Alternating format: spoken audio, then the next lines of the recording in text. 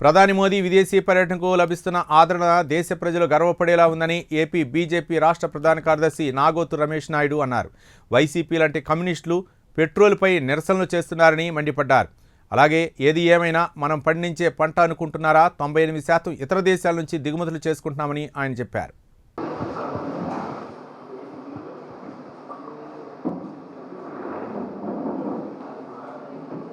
భారత ప్రధాని శ్రీ నరేంద్ర మోడీ గారు విదేశీ పర్యటన చేస్తున్నటువంటి క్రమంలో లభిస్తున్నటువంటి ఆదరణ ఏదైనా గమనించినట్లయితే ఈ దేశానికి సంబంధించిన సగటు భారతీయుడు గర్వపడేలాగా తన పర్యటన అనుక్షణం సాగుతుంది.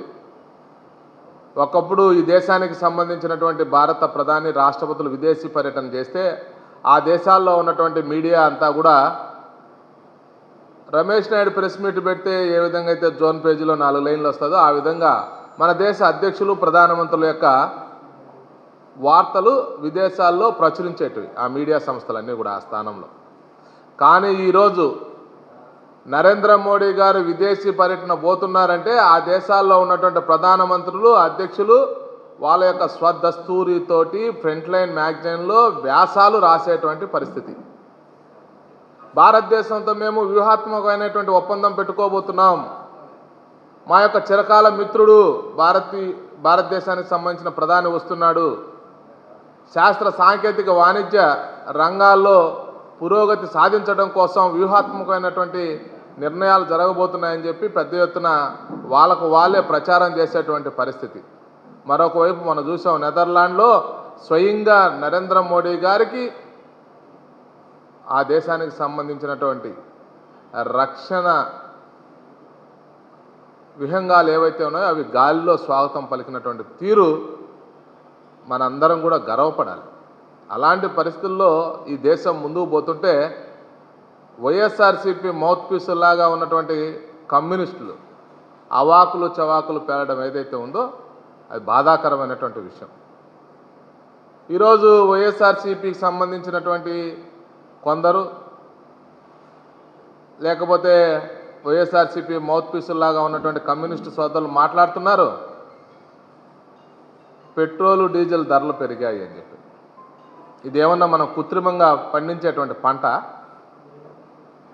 ఈ దేశంలో ఉత్పత్తి అయ్యేది 2%, విదేశాల నుంచి దిగుమతి చేసుకునేది 98%. అయినప్పటికీ కూడా ఇంత క్రైసిస్లో కూడా రేట్లు పెంచకుండా ఈ దేశ ప్రజల మీద పెనుభారం పడకుండా కాపాడుతూ వచ్చారు. కొద్దో గొప్ప పెంచారు, పెంచితే తప్పేంది? సమాజం అంతా కూడా అర్థం చేసుకుంటుంది. యుద్ధం మనకు సంబంధం లేకుండా యుద్ధాలు జరుగుతున్నాయి. ఆ యుద్ధాలు జరుగుతున్నటువంటి క్రమంలో రవాణా వ్యవస్థ స్తంభించింది.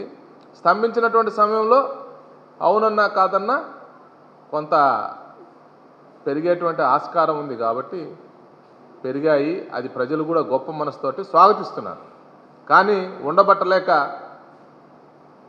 ఈ యొక్క వైఎస్ఆర్సీపీ లేకపోతే కమ్యూనిస్టులు అందరూ కూడా విమర్శలు గుప్పించడం, ఈ యొక్క ఫేక్ ఉద్యమాలు చేయడం, ఫేక్ సోషల్ మీడియాలో ఫేక్ స్టోరీలన్నీ అల్లడం ఏదైతే ఉందో అది బాధాకరమైనటువంటి విషయం.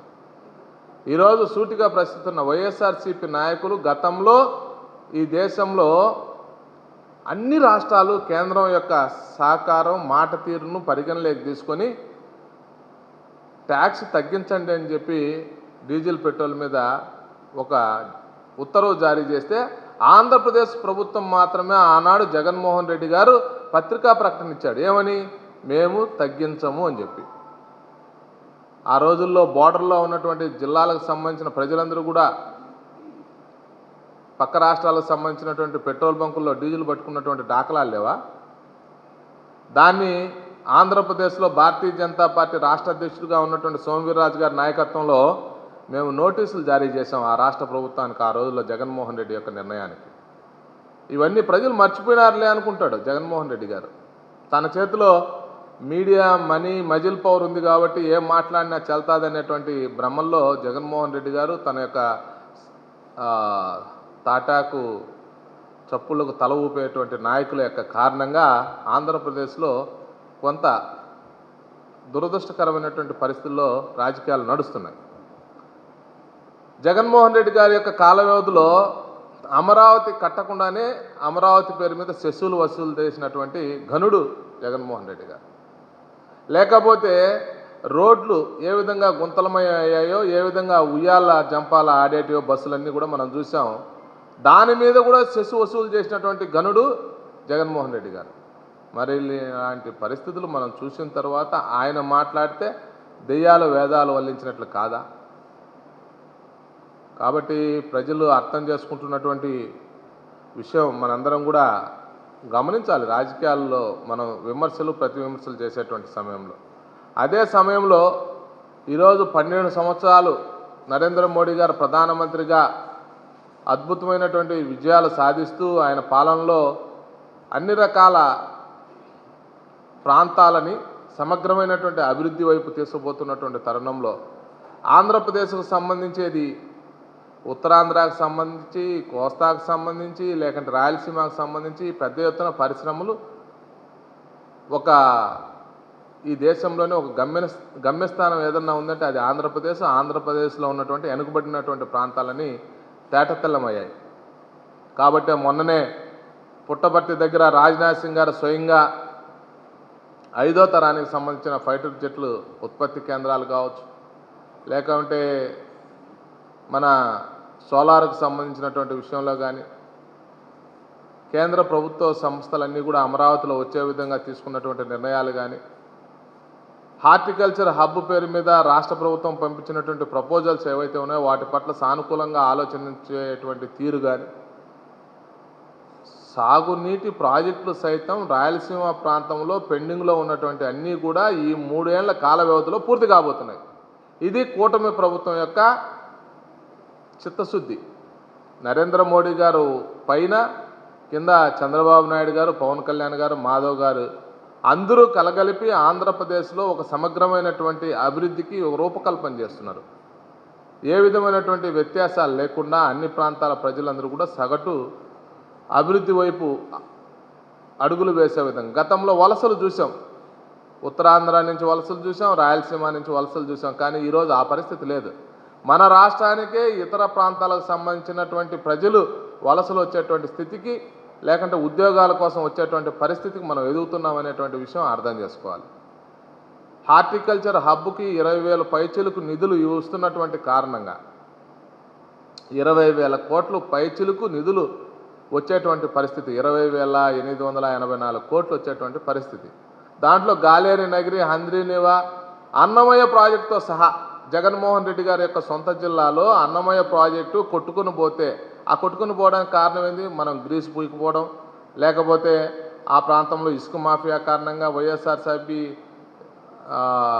ఎమ్మెల్యే, ఆనాటి ఎమ్మెల్యే వాళ్ళ యొక్క శిష్యులు, వాళ్ళ యొక్క మాఫియా కారణంగా డ్యామ్ కొట్టుకొని పోతే దాన్ని కట్టలేనటువంటి పరిస్థితి, ఉపశమన చర్యలు చేపట్టలేనటువంటి పరిస్థితి, బాధితులకు న్యాయం చేయలేనటువంటి పరిస్థితి.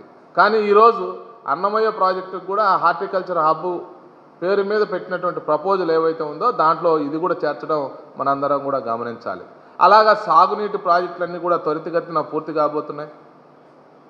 ఇంకొక వైపు సజ్జల రామకృష్ణారెడ్డి గారు మాట్లాడారు మొన్న వాళ్ళ పార్టీ శ్రేణులను ఉద్దేశించి. ఆయన ఎస్ఐఆర్కి సంబంధించి మనందరం కూడా డేగకలతో ఉండాలని చెప్పి వాళ్ళ శ్రేణులకు పిలిపివ్వడం ఏదైతే ఉందో దాన్ని 100% స్వాగతిస్తున్నాం. సజ్జల రామకృష్ణారెడ్డి గారికి చెప్తున్నాం, ఇది పారదర్శకంగా జరుగుతున్నటువంటి ప్రక్రియ. ఎస్ఐఆర్ ఈ దేశంలో 16 కోట్ల మందిని తొలగించాలనేటువంటి లక్ష్యం మేము పెట్టుకునేది కాదు. నీకు ఎవరు చెప్పారో ఆ అంకెల గారడి కానీ మాకు తెలియదు. కానీ ఇక్కడ ఉన్నటువంటి రోహింగ్యాలు ఎవరైతే ఉన్నారో, బంగ్లాదేశ్ చొరబాటుదారులు ఎవరైతే ఉన్నారో, పక్క దేశాల నుంచి వచ్చి ఈ దేశంలో సామాన్యుడు లభించాల్సినటువంటి పౌర సరఫరాలు ఏవైతే ఉన్నాయో, రేషన్ ఏదైతే ఉందో దాన్ని తస్కరించడం, ఇక్కడ ఉన్నటువంటి పనులన్నీ, భూమిని, లేకపోతే ఇక్కడ అల్లకొల్లాలు సృష్టించేటువంటి ప్రయత్నం చేస్తున్నటువంటి విదేశీయులు ఎవరైతే ఉన్నారో వాళ్ళందరి, లేకంటే ఇక్కడే ఉండి ఒక పార్టీకి కొమ్ము కాస్తూ డబుల్ ఎంట్రీస్ ఏవైతే ఉన్నాయో, లేదంటే చనిపోయినటువంటి వాళ్ళు ఎవరైతే ఉన్నారో వాళ్ళందరికీ కూడా తొలగించేటువంటి ప్రక్రియ ఈసీ తీసుకునింది. ఈసీ సర్వస్వతంత్ర సంస్థ. దానికి మనం వ్యవస్థలని నిర్వీర్యం చేయాలనుకోవడం, వ్యవస్థలకి మన యొక్క భావాలు, చెడు అర్థాలు ఆపాదించడం సరైనది కాదు. ఉదాహరణకి కేరళలో 3,60,00,000 మంది లబ్ధిదారులు ఉంటే సహజంగా రేషన్ కార్డులు వాళ్ళకి రావాల్సినట్టు 4,80,00,000 మందికి రేషన్ కార్డులు అంటే జనాభా ఉన్నటువంటి దానికన్నా కూడా అధికంగా 1,20,00,000. అలాగే ఈ దేశంలో నరేంద్ర మోడీ గారు ప్రధానమంత్రి అయిన తర్వాత 6,60,00,000 మందికి సంబంధించినటువంటి రేషన్ కార్డులు కూడా తొలగించడం జరిగింది. ఎందుకు తొలగించారు?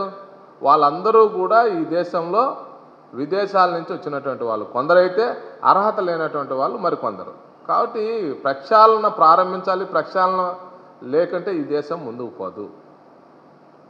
మీరు చనిపోయినటువంటి ఓట్లు కొనసాగించాలని, లేకుంటే రోహింగ్యాలకు కూడా ఓట్ల శాతం ఇద్దామని చెప్పి మీ యొక్క విధానం కరెక్ట్ అయితే అది సమాజంలో ఆ విధంగానే చెప్పండి.